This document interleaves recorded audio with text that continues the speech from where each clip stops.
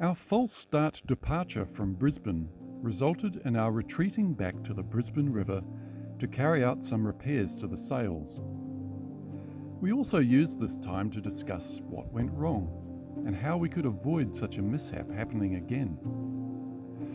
We came to the conclusion that we were overpowered for the conditions. That is, we had too much sail out. A rookie mistake and easy to do. It was also a reminder that Moreton Bay can be a handful with its exposed shallow waters. So this is one of the ways of finishing off the Kern mantle rope, the double braid rope, so that it doesn't fray. And so I just wrap a bit of electrical tape around the end and then cut it with a sharp blade like a Stanley knife or something, so that you get that nice compact tight end. And then just get a lighter, could be just a lighter, I use my blowtorch, which is a bit of an overcall, and then just cauterize it. And it cauterizes all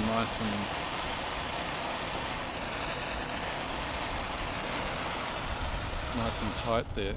That's if you don't have a cord cutter. Because if you had one of those, I don't have a hot knife, no. yeah, because So then then- you wouldn't have to do that, would you? No, because a hot knife would do it for you. But in the absence of a hot knife, I find that this is the next best thing. So when that comes off, that's a nice clean end, no fraying. So this is one of my reefing lines, and any of my halyards or reefing lines that I don't want to go disappearing off up through the boom or the mast again, I put a figure 8 in the end. It's just a little knot. So the way you do a figure 8 is you just have the end facing away from you, and you bring it across, round, and then back through. And there's the figure 8. And you pull that tight.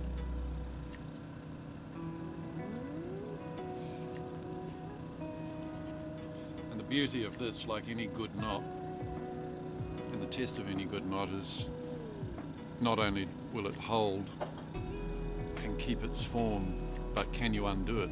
And all you do is just back it off like that, and it easily comes undone if you want it to. But if you don't want it to, it stays really tight. And if you don't want it to, when it's trying to pull through the mast aperture or the end of the boom, it's going to just get tighter.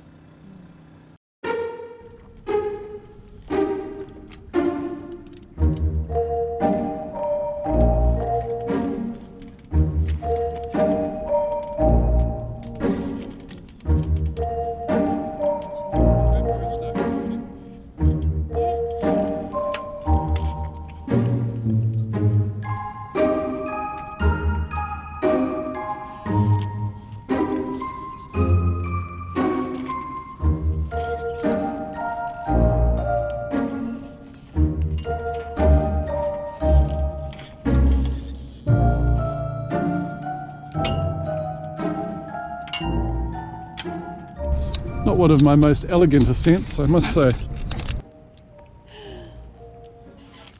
It's better than what I would do.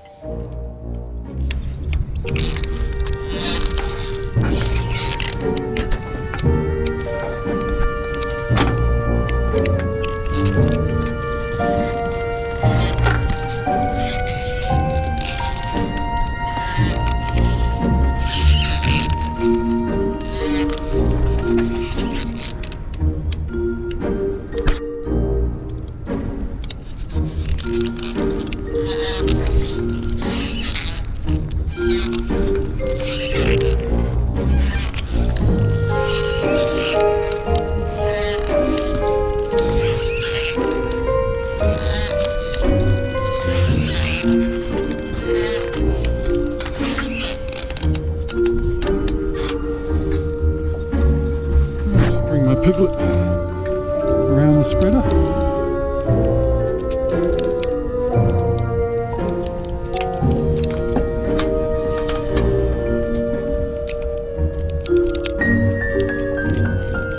Put it back on.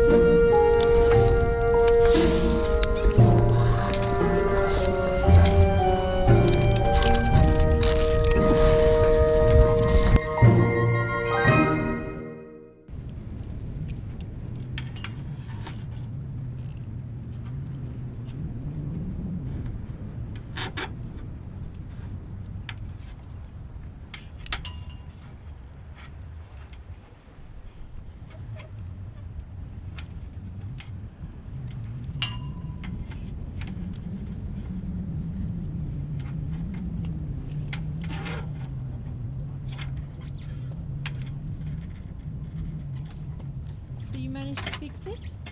Yep. That's great, darling. Yeah, the Dyneema rope has a braided loop at the end, Yeah. and it gets fat at that end. And because I'd used a slightly longer shackle on the Genoa, Yeah. on the end of the halyard, it was pulling that fat bit up into the mast. Oh. That's what was jamming it.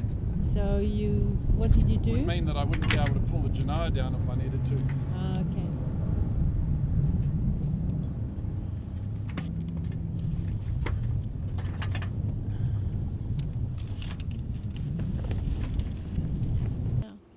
So I wear the bosun's chair on the main halyard, and on a completely separate halyard that goes right to the top of the mast, I have this little piglet that follows me up, and that goes onto a completely separate harness.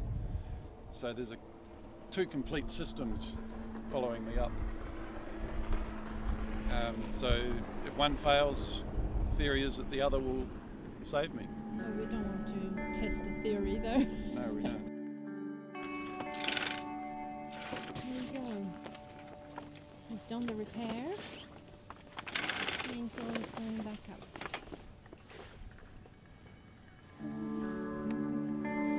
Exciting.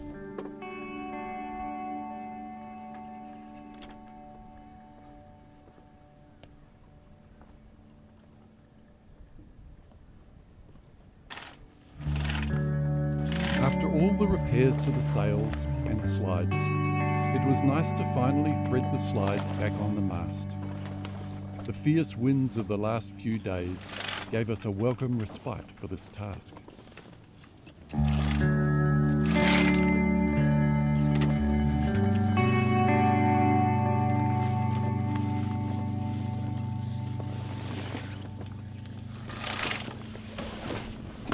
It's getting a bit windy out there. You going to be okay? Oh, if it gets too dodgy, I'll just crank down again.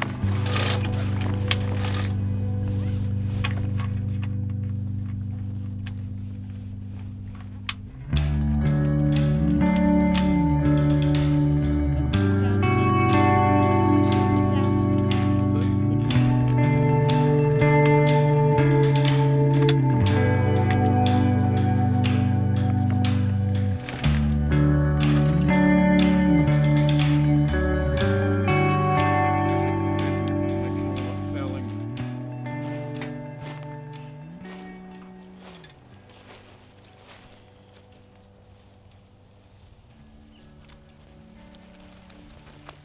I did these hanks not long ago at the pontoon, Oh, okay, so they're quite good. so they're good, yeah.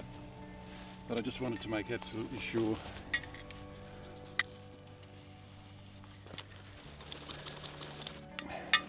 They should be nice and free. Whilst sailing up to Mooloolaba, I still had jobs that were being ticked off our endless to-do list. We had installed an additional 600 watts of solar panels that just needed to be connected using MC4 cable connectors. How are we going? Good. These connections are giving me strife though.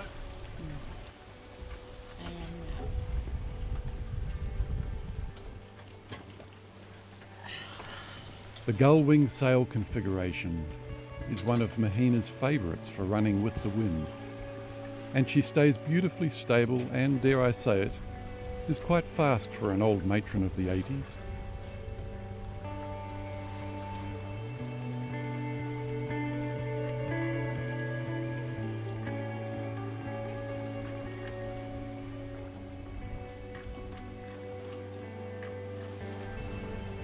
The water is absolutely incredible when we go through here.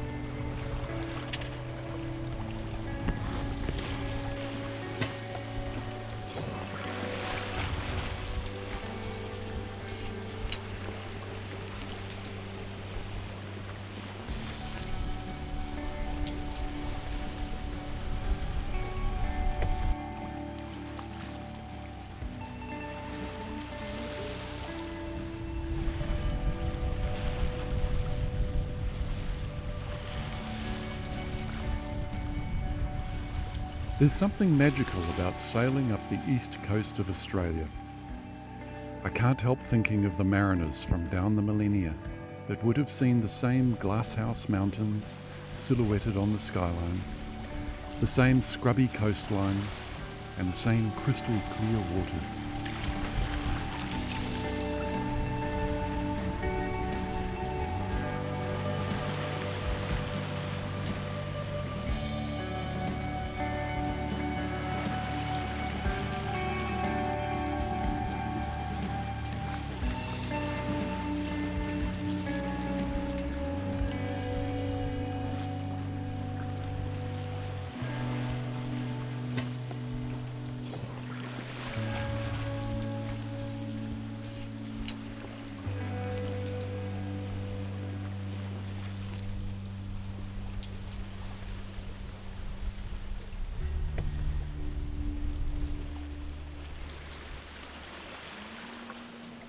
We're now on our way to seek the edge of our song, for our world has been flat for far too long.